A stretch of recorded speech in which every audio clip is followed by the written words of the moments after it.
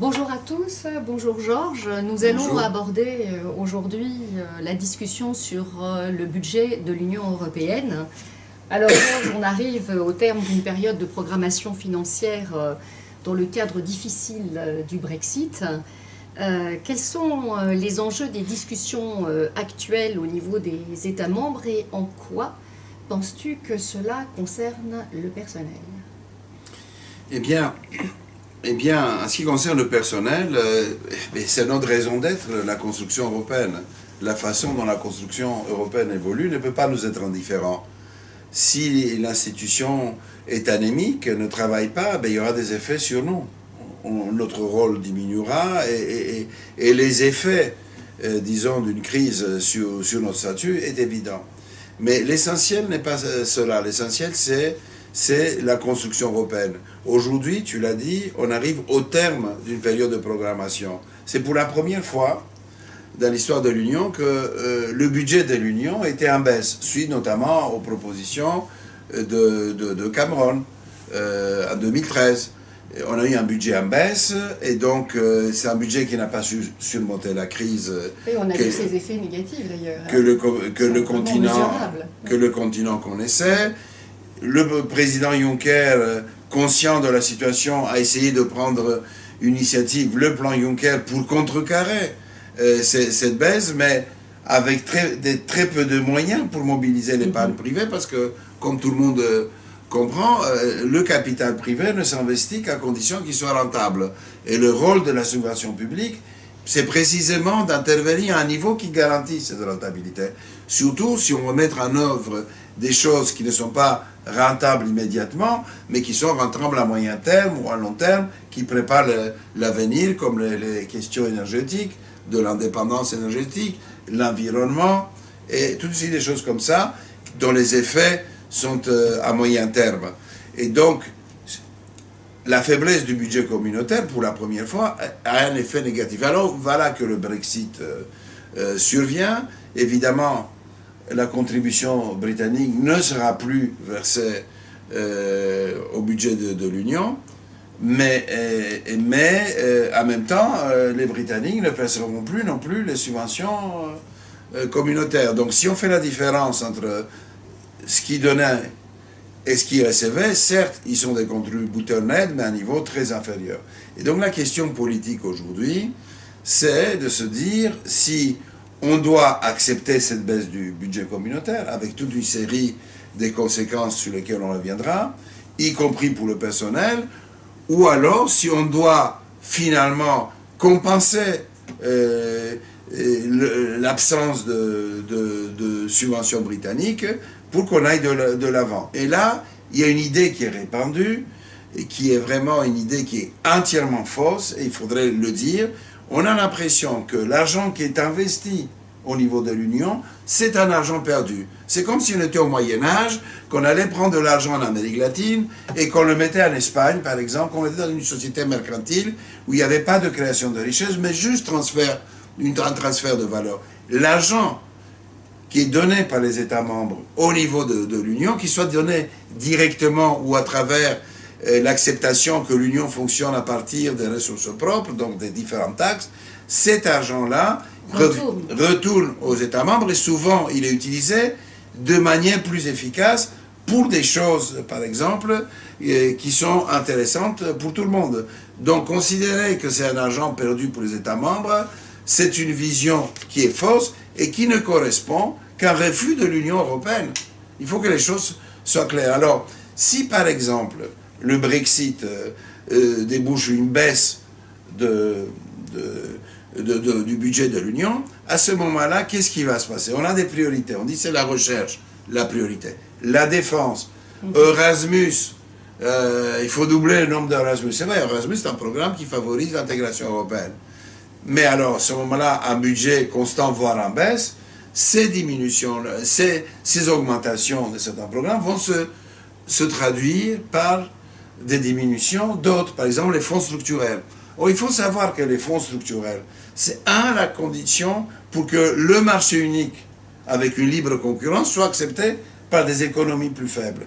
Deuxièmement, les fonds structurels, c'est des mini-plans Marshall. ça joue un rôle anticyclique, ça favorise la croissance. Quand on donne de l'argent en Grèce et qu'on fait l'aéroport d'Athènes, et il est fait par des entreprises allemandes et françaises, et il est géré par Tractebel, filiale de Suez, en Belgique. Et donc cette idée que c'est un argent perdu, ce n'est pas un argent perdu, et c'est y compris un argent qui sert aux touristes qui vont en Grèce, pour prendre cet exemple. Et donc diminuer les fonds structurels, c'est envoyer un très mauvais signal, et économique, mais aussi politique. Parce que les fonds structurels, c'est les fonds de cohésion, s'expriment que notre union est une union de solidarité.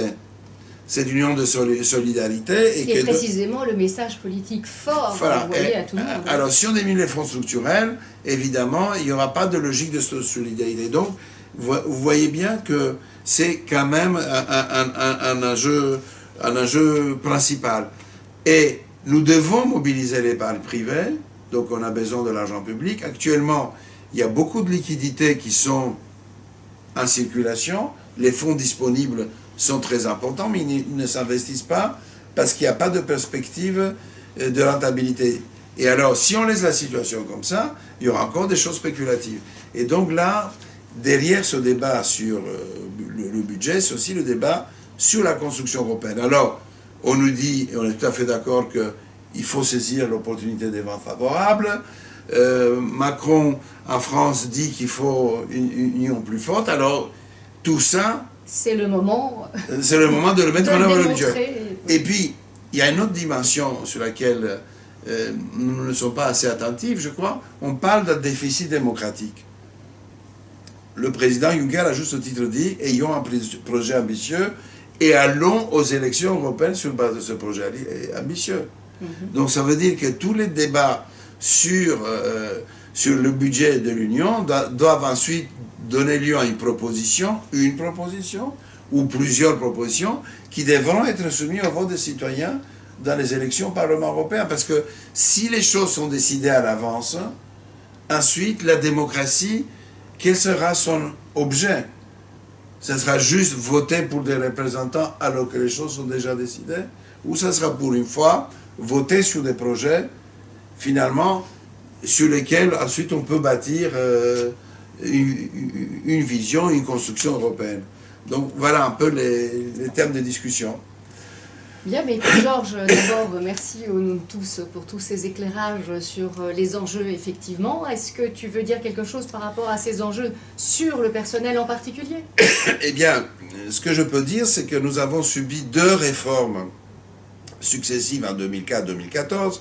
La réforme de 2014 revenant sur des compromis de 2004, ce qui n'est pas bien pour le dialogue social, parce que si 10 ans après avoir établi un compromis, eh bien, celui-ci est mis en question, c'est un problème. On a eu 2 réformes, toujours est-il, on a fait des économies, et nous sommes allés jusqu'au bout de ces économies telles que nous fonctionnons. Il y a une précarisation de la fonction publique, ce n'est pas une bonne chose, et donc là, à mon avis, il faudrait que le budget que propose la Commission garantisse la stabilité de la fonction publique et ne la met pas en danger une fois de plus. En revanche, nous pensons, à l'instar de ce que font les collègues irlandais, c'est que nous devons finir par réfléchir sur la façon dont nous travaillons, la façon dont les programmes sont mis en œuvre. Et nous avons peut-être trop de bureaucratie qui entrave la créativité. A-t-on besoin d'autant de niveau hiérarchique? Ça, c'est une question. Il y a des façons de faire en interne qui ne sont peut-être pas... totalement efficaces, oui. Ils sont efficaces, mais ils sont peut-être pas économes. La façon dont sont implantés les sièges et les institutions et donnent lieu à des gaspillages, il faut le reconnaître. Alors on dit que c'est politique, en fait c'est pas politique, c'est politicien, c'est du saupoudrage clientélaire. Donc si on veut avoir une vision, disons, avec un souci d'efficacité, il faut le faire à tous les niveaux et pas simplement remplacer des fonctionnaires par des contractuels. Bon, et puis il y a la façon dont on gère les programmes communautaires. Il y a des programmes communautaires qu'on pourrait gérer de façon plus politique et moins bureaucratique. C'est donc tout un champ, finalement, de discussion sur lesquels nous allons faire des propositions.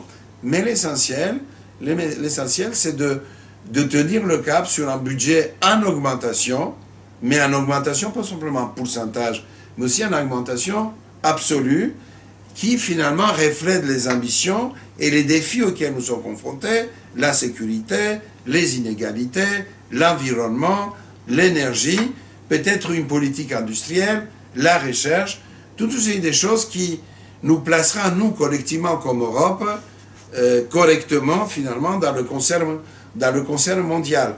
Et donc, nous devons le faire à traité constant, parce qu'aujourd'hui, la désaffection d'une partie significative de la population à l'égard de la construction européenne est telle que si nous ne faisons pas, nous ne prouvons pas que tels que nous sommes, nous pouvons faire des choses vraiment utiles et changer la chose, c'est pas en revenant avec des nouveaux traités, de nouvelles choses, et dont la population ne croira pas forcément que les choses vont s'améliorer. Bon. Eh bien, ce sera le mot de la fin, donner de l'espoir aux Européens en repensant mieux nos modes de faire avec un budget digne de ce nom pour atteindre nos objectifs. Je vous remercie de votre patience et je vous dis à la prochaine fois. Au revoir, Georges. Au revoir.